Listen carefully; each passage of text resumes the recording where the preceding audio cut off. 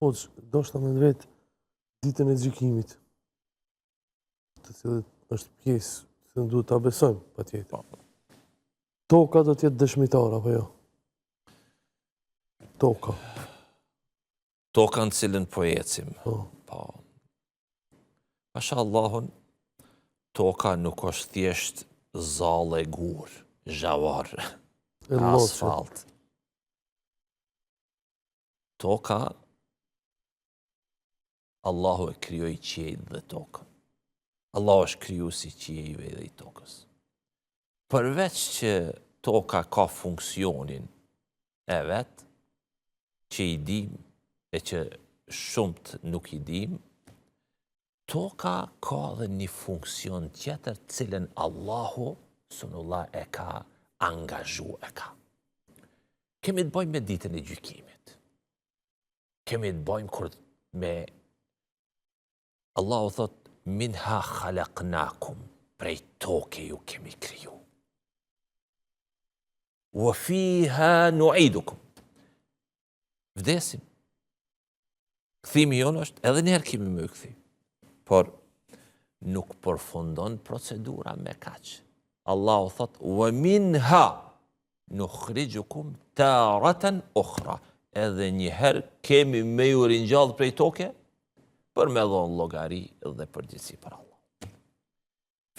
Fjala o këtu në ditën e gjykimit, kur do t'jap me llogari dhe përgjegjësi për Allahut Azza wa Jall. Sunullah, gojën time dhe tondën dhe të tjerëve, Allahu ka me mbyll. Ne advokatur në dynja, atë këtë kështu, ditën e gjykimit kjo mbyllet. Nuk e ka mundësin e të folurit. Kush flet? Në ajetet Kuranit mësojmë se do të flasin gjymtyrt. Beso që edhe lëkura ka me fol, ka me dëshmu. Po këtu se kemi fjallën, këtu e kemi fjallën të toka. Toka do t'jetë dëshmitare e veprimeve aktivitetit tonë. Kudo që kemi shku. Ka do që ja kemi mësy, kam tona kudo që kanë shkel, do të dëshmojnë. I lumi ajo i cili me këto kom dë veta ka marrë rrugën për në xhami me e falë namazin.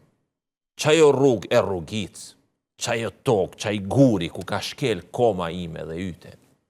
Do të flet ditën e gjykimit. Do të flet. O, Zot, ky ka shkel mbi mu për ty me të adhuru.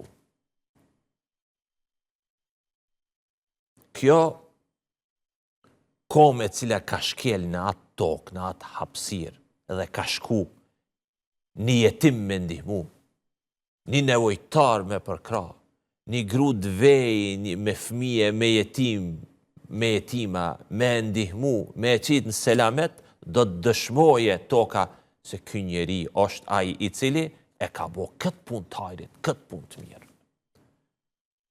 Allahu na boft pej të tilve. Allahu na rujtë sunullah e kondërta.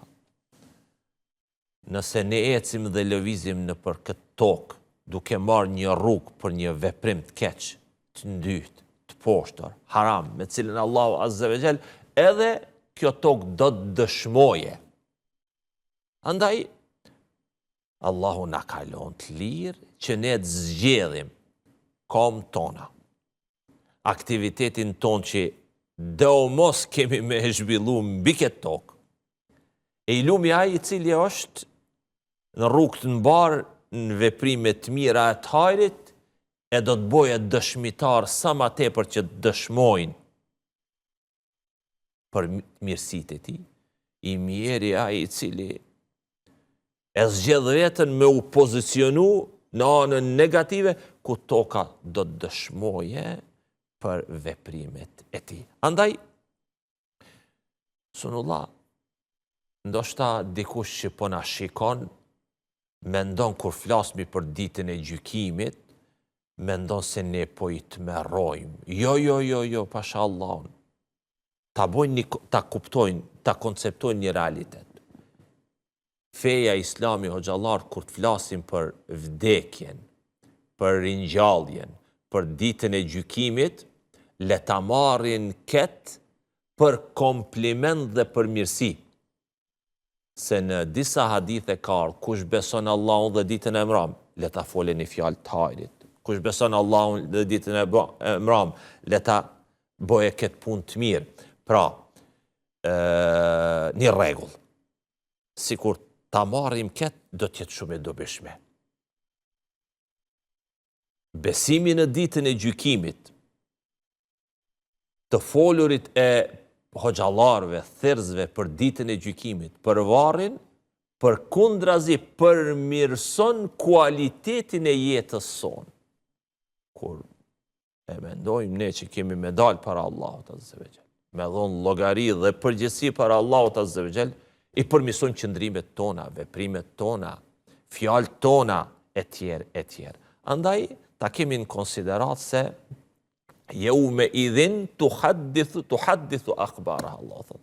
Në atë ditë lajmet do të publikohen, do të tregohet çdo gjë, çdo aktivitet i joni në dynja. Andaj edhe një herë, po përbylli përgjigjen këtë pyetje, andaj zgjedhja jonë është ku duhet pozicionohemi. I urti, i mençuri, e din se ku dhe në cilën anë duhet jetë.